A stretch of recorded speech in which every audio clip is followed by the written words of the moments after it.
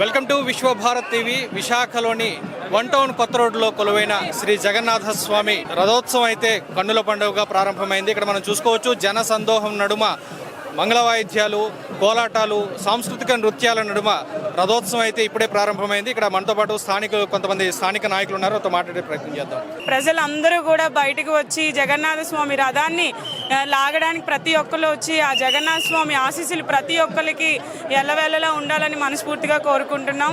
ఎన్నాళ్ళ నుంచి కైంకర్యాలు అనేవి కొనసాగుతున్నాయి. ఎన్నాళ్ళ నుంచి కైంకర్యాలు, విధంగా ఒరిస్సాలో నిర్వహించే కైంకర్యాలకి ఇక్కడికి వేరియేషన్ ఏమి? ఒరిస్సాలో ఎలాగైతే జరుగుతాయో ఇక్కడ కూడా అలానే జరుగుతాయండి, కానీ ఒక రోజు ముందుగా జరుగుతుంది. రేపు ఒరిస్సాలో చాలా భారీ ఎత్తున ఎప్పుడులానే మన ప్రపంచం అంతా చూసే విధంగా జగన్నాథ యాత్ర అనేది రేపు జరుగుతుంది. అలానే ఇక్కడ మా విశాఖపట్నం అంతా చూసే విధంగా ఇక్కడ జగన్నాథ స్వామి రథయాత్ర అనేది జరుగుతుంది. 9 రోజులు మన చౌట్రీలో ఉంటారు. ప్రతి ఒక్కరు కూడా వచ్చి దేవుడిని ఆశీర్వాదాలు తీసుకొని మీరందరూ కూడా ఎప్పుడు దేవుడి కృపతో మంచిగా ఉండాలని మనస్ఫూర్తిగా కోరుకుంటూ మీ జీకే వస్తుంది. సో ఎంతమంది ఇక్కడ హాజరయ్యే అవకాశం ఉంది అండి? జనాలు మీరే చూస్తున్నారు కదా సార్, చాలా మంది ఒక 50,000 పై చిలికే జనాలు ఉన్నారు. ప్రతి ఒక్కరు కూడా ఆ దేవుడి రథాన్ని లాగడానికి చాలా కుతూహలంతో ఉన్నారు. ఇంకా రోజు రోజుకి మొత్తం విశాఖ జిల్లా అంతా కూడా దర్శించుకోవడానికి ఎప్పుడు కూడా జగన్నాథ స్వామి గుడికి అయితే రావడం జరుగుతుంది. ఈ 9 రోజులు కూడా ఈ వన్ టౌన్ ఏదైతే ఓల్డ్ సిటీ ఉందో ఆ సిటీ కలకల్లాడుతూ ఉంటుంది విశాఖ జిల్లా ప్రజలతో. స్థానిక కార్పొరేటర్ కూడా ఇక్కడే ఉన్నారు. సో ఎయిర్పోర్ట్లు ఏ విధంగా ఉన్నాయనే అంశాలను కొనుక్కుందాం. ఎంతమంది భక్తులు వచ్చే అవకాశం ఉందండి? ఈ 10 రోజుల పాటు దశావతారాలు కూడా ఇక్కడ ఏర్పాటు చేయనున్నారు. ఎంతమంది వచ్చే అవకాశం ఉంది? ఎయిర్పోర్ట్లు ఏ విధంగా? ఈరోజు గతంలో దాదాపు 10 రోజుల నుంచి కూడా రెవెన్యూ వారు అయితేనేమి, అగ్నిమాపక శాఖ అయితేనేమి, తర్వాత పారిశుద్ధ కార్మికులు అయితేనేమి, అదేవిధంగా పోలీసు వారు, ముఖ్యంగా పోలీసు వారితో అయితేనేమి మేము అన్ని విధాలుగా అన్ని శాఖలతో సమన్వయం చేసుకుంటూ స్థానిక కార్పొరేటర్గా ఈవో గారితో గౌరవ శాసనసభ్యులు శ్రీ వంశీకృష్ణ శ్రీనివాస్ గారి ఆదేశాల మేరకు ఈరోజు అన్ని ఏర్పాట్లు చేయడం జరిగింది. పెద్ద ఎత్తున దాదాపు మా ఎక్స్పెక్టేషన్ మేము అనుకున్నది ఏంటంటే 30,000 నుంచి 40,000 మంది మాత్రమే రాగలరు అనుకున్నాం. కానీ ఈరోజు అనూహ్యంగా గతంలో కంటే చాలా ఎక్కువ మంది కూడా ఇవాళ భక్తులు ఉత్తరాంధ్ర నుంచి కూడా రావడం జరిగింది. దానికి తగినట్లు కూడా మేము ఏర్పాట్లు చేయడం జరిగింది. కూడా చిన్నపిల్లలు ఉన్న తల్లిదండ్రులకు ఏదైతే మనం ఫీడింగ్ తీసుకోవడం కూడా బాక్సులు అయితే తయారు చేయడం జరిగింది. అదేవిధంగా దర్శనానికి కూడా ఇవాళ చిన్నపిల్లలకు విడిగా కూడా దర్శనం కూడా చేయడం జరిగింది. కాబట్టి ఎక్కడ కూడా అవాంఛనీయ సంఘటనలు లేకుండా, ఎక్కడ కూడా అసౌకర్యంగా లేకుండా ఏర్పాటు చేయడం జరిగిందని తెలియజేస్తుంది.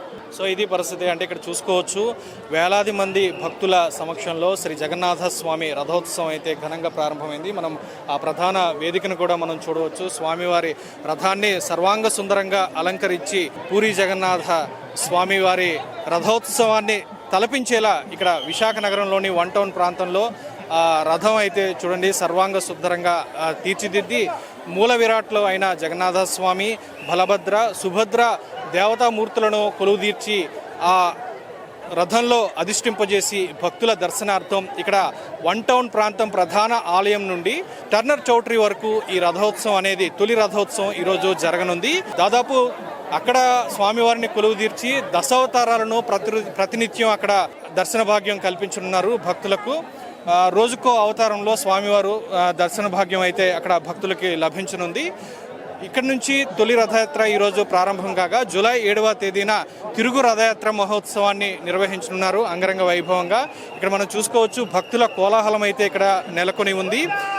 మంగళ వాయిద్యాలు, కోలాటాల నడుమ ఇక్కడ ఉత్సవాలు అయితే వైభవోపేతంగా జరుగుతున్నాయి. చిన్నారులు కూడా ఇక్కడ పార్టిసిపేట్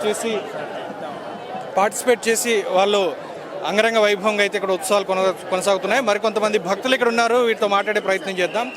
ఇలా ఈ విధంగా జరుగుతున్నాయి. ఇక్కడ 150 సంవత్సరాల చరిత్ర అండి జగన్నాథ స్వామి గుడి. మేము చిన్నప్పటి నుంచి ఇక్కడే పుట్టి పెరిగాం. రంగరంగ వైభవంగా దినదిన ప్రవర్ధమానమై ఆ దేవుడి దగ్గరికి కోట్లాది మంది వస్తూ వెళ్తూ ఉంటారు. ఈ రోజుని కూటమి ప్రభుత్వం అన్ని విధాలుగాను అన్ని రకాలుగాను ఇక్కడ అన్ని సౌకర్యాలు కలిగించారు.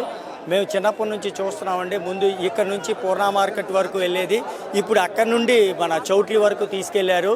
రోడ్లు కూడా మంచి వెడల్పు చేయడం వల్ల భక్తులకి మంచి అవగాహనతోటి వాళ్ళ భక్తి పారవస్యంతో ఎలా వెళ్ళినా సరే ఎటువంటి అవాంతరాలు జరగకుండా ఈరోజు కూటమి ప్రభుత్వం మాకు ఈ రోడ్లు అయ్యి మంచి సౌకర్యంగా కలిగించారు.